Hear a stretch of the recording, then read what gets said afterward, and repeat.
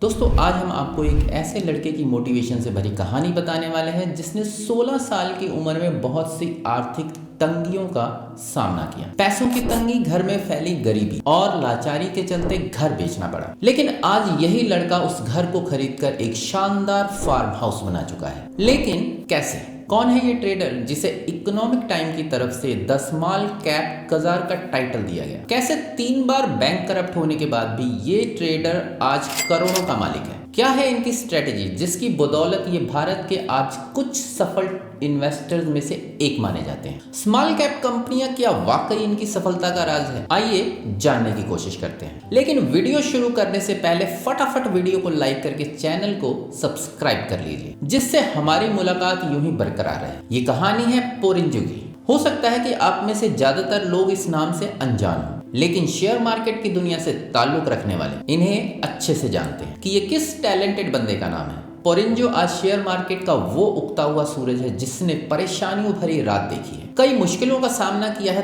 तब जाकर आज ये एक सक्सेसफुल ट्रेडर बने हैं। पोरिंजो केरला के कोच्चि शहर के पास छैलकुड़ी गांव से ताल्लुक रखते हैं, जहां इनका जन्म 1962 में हुआ था। पोरिंजो के परिवार की माली हालत कुछ ठीक नहीं थी। बचपन से ही पोरिंजो ने अपने घर में गरीबी की धुंध देखी थी। गरीबी क्या होती है ये उन्हें बचपन में ही समझ आ गया था। पिता जितना कमाते थे सिर्फ दाल रोटी तक का ही इंतजाम हो पाता था। अच्छी शिक्षा लेना तो जैसे पोरिंजो के नसीब में ही नहीं थी। और जब पोरिंजो 16 साल के हुए तो हालात बद से बदतर हो गए, क्योंकि इनके परिवार पे कर्ज का बोझ था, जिसके चलते इन्हें अपना घर तक खोना पड़ा और उन पैसों से कर्ज चुकाया गया। इसके बाद पोरिंजो अपनी फैमिली के साथ किराए के छोटे से घर में रहने लगे। घर का किराया बढ़ने के साथ साथ पोरिंजो की परेशानियां भी बढ़ने लगी। माँ बाप इस काबिल नहीं थे कि पोरिंजो की हायर स्टडीज करा सके, लेकिन पोरिंजो को पढ़ाई से बड़ा लगाव था। इसलिए इन्होंने अपनी पढ़ाई और घर की आर्थिक स्थिति को देखकर नौकरी करने का फैसला किया और छोटी सी उम्र में ही जॉब करने लगे। पोरिंजो एक छोटे से प्राइवेट फर्म में अकाउंटेंट का काम संभालने लगे और इन्हें सैलरी के तौर पर महीने में मिलते थे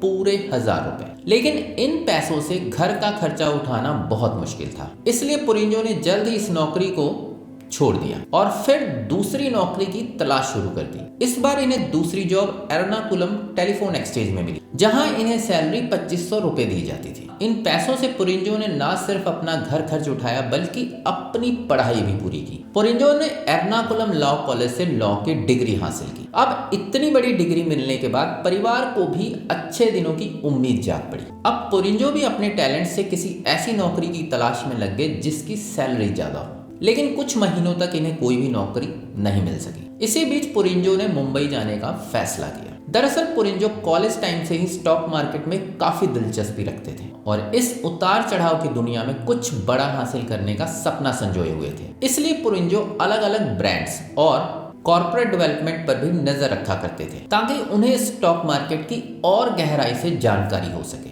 अब स्टॉक मार्केट का सारा काम मुंबई में ही होता था। उस वक्त तक मुंबई फाइनेंशियल एक्टिविटीज का हब बन चुका था, जहां से कई इन्वेस्टर्स ने पैसा कमाया था और इन्हीं इन्वेस्टर्स को देखते हुए पोरिंजो ने भी मुंबई जाने का मन बना लिया और साल 1990 में सपनों की नगरी मुंबई चले गए। पोरिंजो की मुंबई से काफी उम्मीद जुड़ी हुई थी। वो अपने उज्जवल भविष्य की नींव मुंबई में ही रखना चाहते थे। इसकी शुरुआत पोरिंजो ने कोटक सिक्योरिटीज के साथ की। यहाँ पोरिंजो एक फ्लोर ट्रेडर के रूप में कोटक सिक्योरिटीज में ज्वाइन हुए। अगर आपको फ्लोर ट्रेडर नहीं पता तो बता दें कि फ्लोर ट्रेडर, जिसे एफटी भी कहते हैं, ये एक्सचेंज फ्लोर पर अपने खाते के लिए लेन देन करते हैं। बेसिकली ये ट्रेडिंग फ्लोर पर डेरिवेटिव्स या सिक्योरिटीज में ट्रेड करते हैं। हालांकि ये थोड़ा मुश्किल था, लेकिन पोरिंजो ने इस काम को बड़ी एंजॉयमेंट के साथ किया और इससे इन्हें काफी कुछ सीखने को भी मिला। यहाँ पोरिंजो ने पैसों पर ध्यान ना देकर लर्निंग पर फोकस किया और पोरिंजो कहते हैं कि आज भी मैं लर्निंग मोड में हूँ, जहां से जो ज्ञान हासिल मिले उसे हासिल करना चाहिए और जिंदगी में कुछ ना कुछ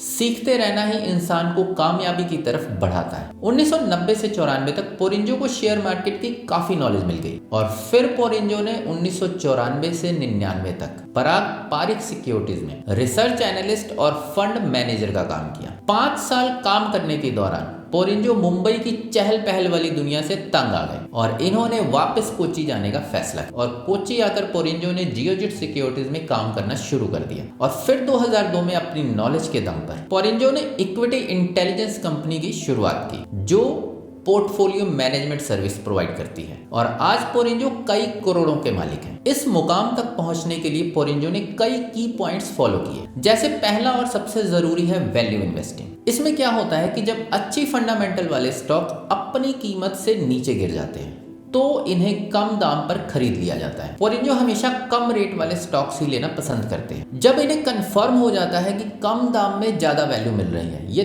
तभी अपना पैसा उस कंपनी में इन्वेस्ट करते हैं, फिर चाहे कंपनी स्मॉल कैप हो या ना हो।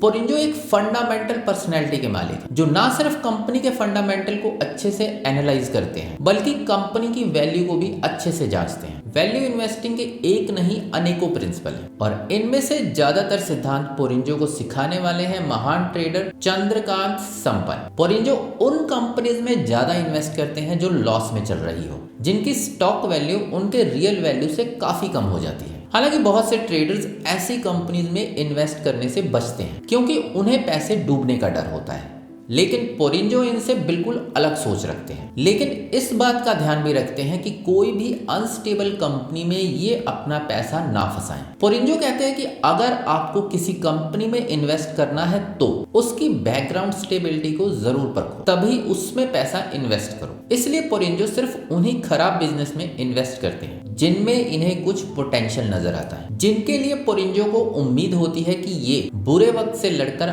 आगे अच्छा परफॉर्म कर सकती है। इसी स्ट्रेटेजी को फॉलो करते हुए पोरिंजो ने एक बार नहीं बल्कि कई बार मुनाफा कमाया है, वो भी 2 से 3 गुना ज्यादा। 2013-14 की बात है। फोर्स मोटर जो कि फ्रॉडिया ग्रुप की कंपनी है, इसमें बजाज की अच्छी मात्रा में होल्डिंग थी और जब बजाज फोर्स मोटर की शेयर्स बेचकर कंपनी से एग्जिट लेने लगे तो ये देख लोगों ने भी फोर्स मोटर के शेयर बेचने शुरू कर दिए, क्योंकि इस वक्त कंपनी के फंडामेंटल्स में कोई भी बदलाव नजर नहीं आ रहा था। ये नाजुक हालत देखकर पोरिंजो ने फोर्स मोटर के फंडामेंटल्स को अच्छी तरह से समझकर इससे मुनाफा कमाने का फैसला लिया और इन्हें अच्छा क्वालिटी बिजनेस बार्गेन प्राइस पर मिल गया। पोरिंजो जानते थे कि फोर्स मोटर और बजाज के बीच किस तरह के रिलेशंस हैं, इसलिए जब बजाज फोर्स मोटर के शेयर्स बेचने लगे तो फिरोडिया ग्रुप ने भी अग्रेसिवली फोर्स मोटर के शेयर खरीदने शुरू कर दिए और फिर फिरोडिया ग्रुप ने फोर्स मोटर्स में अपनी हिस्सेदारी को बढ़ा लिया। पोरिंजो ने भी फोर्स मोटर में इन्वेस्ट किया और एक शेयर 420 रुपए में खरीदा। हालांकि कई लोगों ने इन्हें मना भी किया, लेकिन पोरिंजो तो अच्छी नॉलेज के मालिक थे, इसलिए इन्होंने बिना किसी की सुने इसमें पैसा इन्वेस्ट कर दिया और करीबन 1.5 साल बाद शेयर प्राइस ने एक बड़ा उछाल मारा। जहां पहले एक शेयर 420 रुपए का था, वहीं ये बढ़कर अब 3000 रुपए पे पहुंच गया।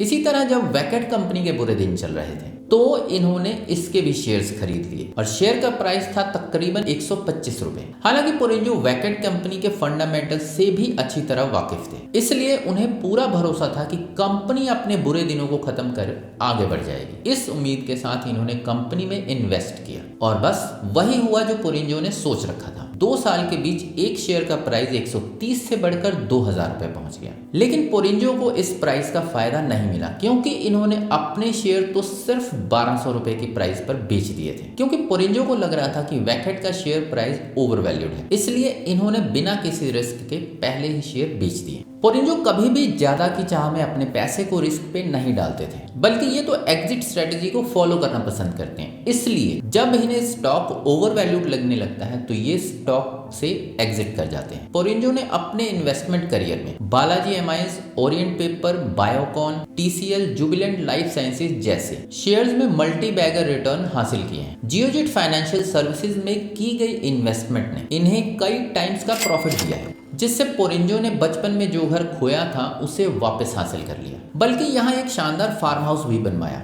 और अपने घर को फूलों से सजाकर बेशकीमती बना दिया। आज पोरिंजो खुद के पोर्टफोलियो के साथ अपनी portfolio management firm equity intelligence India private limited के जरिए दूसरे इन्वेस्टर्स के भी पैसे मैनेज करते हैं, जिसका वैल्यूएशन करीब 1400 करोड़ के आसपास है। 2003 से लेकर अभी तक का अगर रिकॉर्ड देखें तो इन्होंने अपने इन्वेस्टर्स को करीब 33% CAGR दिया है, जबकि इसी पीरियड में निफ्टी ने 18% का कंपाउंडेड एनुअल रिटर्न दिया है। आज पोरिंजो लगभग 210 करोड़ की संपत्ति के मालिक हैं, मेहनत और समझदारी से हासिल की है। हालांकि इस कामयाबी के पीछे कई परेशानियां भी छुपी हैं। जैसे बताया जाता है कि शेयर मार्केट में लॉस की वजह से ये 3 बार बैंक करप्ट हुए थे। पर आज ये भारत के सबसे सफल ट्रेडर्स कम इन्वेस्टर्स में से एक बन पाए हैं। वैसे आपका फेवरेट ट्रेडर कौन है? क्या आप भी इन्वेस्ट करना पसंद करते हैं? कमेंट सेक्शन में लिखकर जरूर बताएं। वीडियो पसंद आई हो, नॉलेजेबल रही हो तो वीडियो को लाइक शेयर करके चैनल को सब्सक्राइब जरूर कर लीजिए। मिलता हूं नेक्स्ट वीडियो में एक नए टॉपिक के साथ, एक नए ट्रेडर के साथ। तब तक के लिए नमस्कार।